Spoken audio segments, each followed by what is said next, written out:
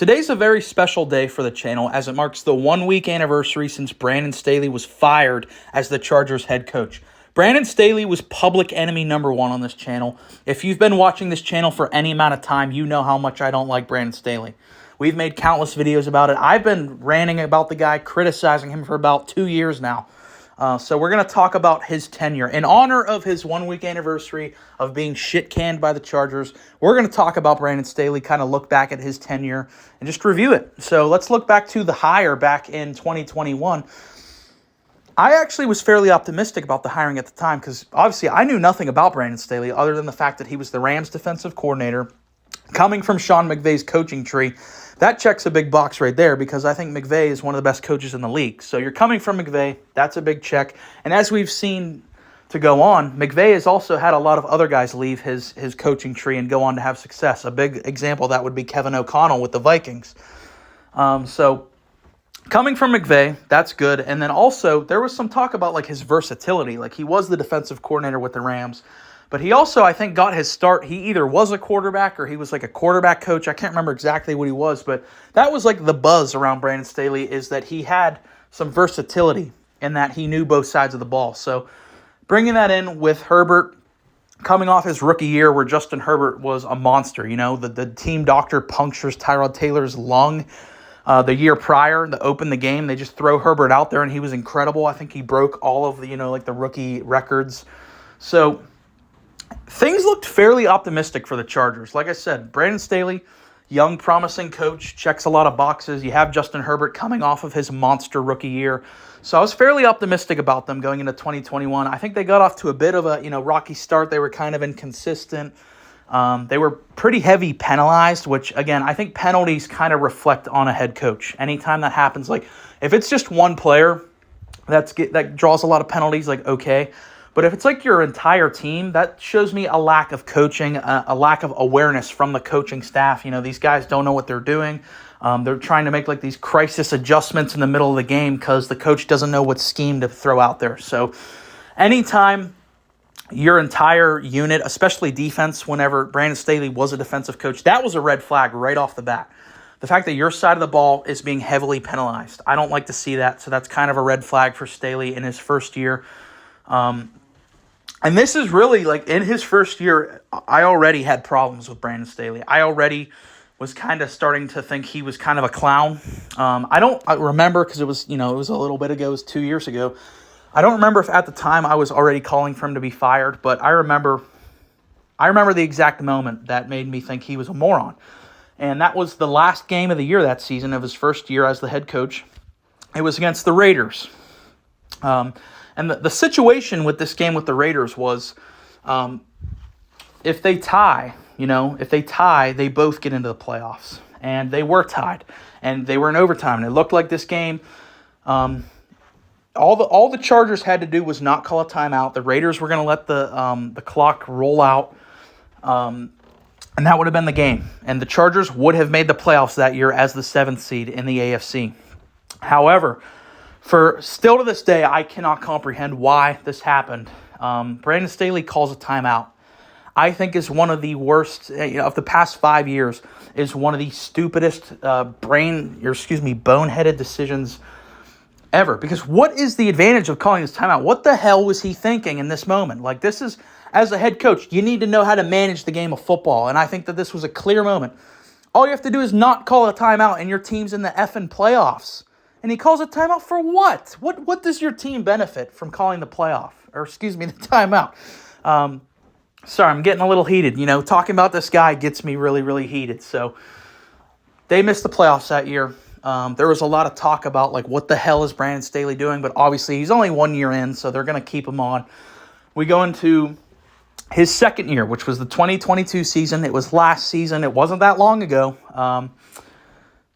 Their defense was terrible last year. You can go look at the numbers. Like, they had a lot of really good personnel on that defense. It's not like they had scrubs out there. They had a lot of good players last year. J.C. Jackson was rated as a top 3 cornerback in the NFL. I think he was actually the highest rated corner in the NFL prior with New England. And he goes to the Chargers and is terrible. I know he got injured, But in the little sample size we got of J.C. Jackson and Brandon Staley's defense before he got hurt, he was bad. Again, you have other like really good star players in this defense as well, like Derwin James. Statistically had his best season in 2022. You had Khalil Mack, you had Joey Bosa. It's not like they're scrubs on this defense, yet they were really bad in terms of their production. Wasn't good. And again, the penalties were another big thing. But they were just too talented to not miss the playoffs. So they went 10-7, and this is kind of leads into this year is why I still picked them to make the playoffs this year, even though that they had this complete fucking moron as their head coach. I was like, they just have too much talent. They have a top 5 quarterback. Yeah, the guy running the thing's an idiot, but they made the playoffs last year, so they should be able to do it this year again. Well, let's look at what happened in the playoffs for the Chargers. I think that they had the most embarrassing collapse in the playoffs since the 28-3 Super Bowl. You know, Super Bowl 51 where the Falcons blow that lead. Since then, there has not been a more embarrassing playoff loss than the Chargers losing to the Jags last year in the wild card round. The Chargers go into halftime with a 24-0 lead. To blow a 24-0 lead, that's a complete organizational and structural malfunction. At that moment, you should be pressing all kinds of red buttons and taking a large microscope up to your team. And what the fuck are we doing? Like, how do we blow a 24-0 lead with the talent on this team, both sides of the ball? It's that at that moment, Brandon Staley should have been fired. And that was whenever I really, like I said, even before that, I was a big criticizer of Brandon Staley. But that was the exact moment that Brandon Staley should have been gone.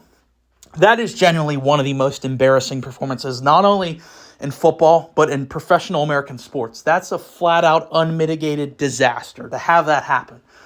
What do the Chargers do, though? They keep them on. You go into this year, and we've made a lot of videos about the Chargers this year and how bad Brandon Staley was.